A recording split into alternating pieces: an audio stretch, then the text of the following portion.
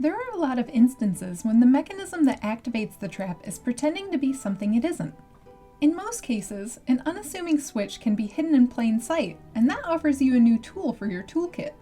Today, we're going to look at some examples of ways to implement traps that don't present themselves as traps. A switch or lever can easily be hidden in your dungeon if you know what your players are likely to do. And really understanding your players' behavior is the key here. Different groups have different go-to methods for exploring a dungeon, and after you've played with the same group for some time, you'll get a feel for how they're going to act. Knowing this provides you with some advantages when you're hiding the trigger for your traps. When you're being sneaky about where your trap switches are, the goal is to subvert your players' expectations. The first and easiest way to hide your trap is by replacing something they're already going to use. This could be just about anything they would need to interact with. A player may walk into a room with a door at one end and want to proceed as normal, but the door is false and the handle triggers a trap. A player may be climbing a ladder and one of the rungs is actually a switch that triggers a trap either above or below them. There are plenty of very easy ways to trick your players into simply walking up to and triggering a trap. While hidden trap triggers can be fun, you do need to apply them with some caution. You can't, or at least shouldn't, trap everything that a player would interact with. You could do this, but your group would be less than thrilled about it.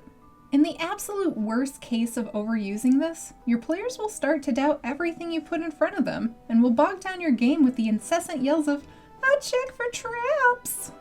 Instead of making all your players paranoid, the best ways to place switches for your traps are in strategic locations where your players might not have time to search for traps, or where they're moving quickly to deal with something else.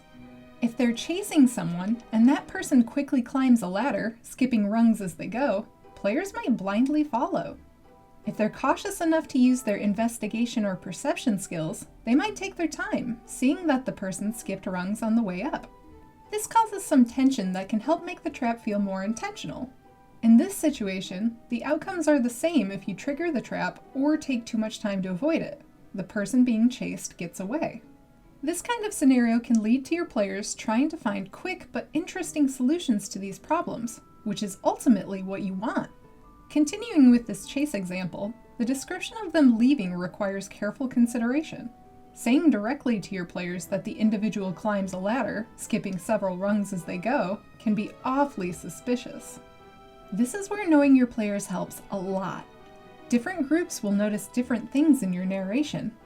In groups that are more thoughtful and cautious, your narration can be more secretive by explaining what your characters might interpret.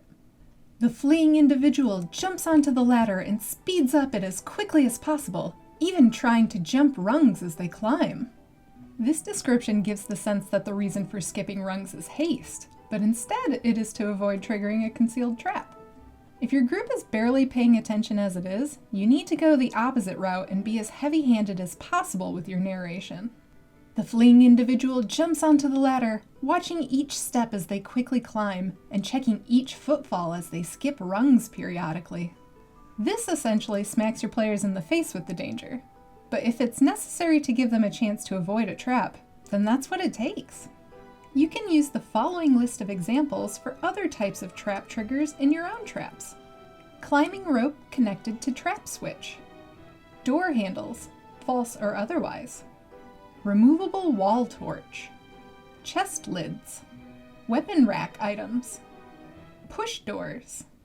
Water pumps or tap handles. Bars for a door. Floor tiles. Stairs.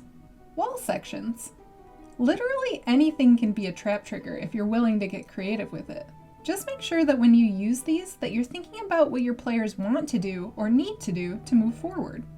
Each and every placement matters. Putting trap switches in places that your players are going to hit anyway automatically ensures that they will interact with your traps in some way, shape, or form. They might catch on after the second deception you pull on them, but you also need to have a workaround in place for when they do figure out what you're up to. Let's say you have a door where the handle triggers the trap. What happens if your players realize this, but still need to use the door? Obviously, there must be some way to get through it, like a secret button or a slot for a key. Something needs to be there to bring a logical close to the trap's functionality. While you have a great deal of latitude when hiding switches in your dungeon, the two major rules to keep in mind are to know your players and understand how your traps work. If you can stick to both of those, you can easily ensure that every hidden switch is a fun uh-oh moment in your game, rather than a frustrating, paranoia-inducing not again moment instead.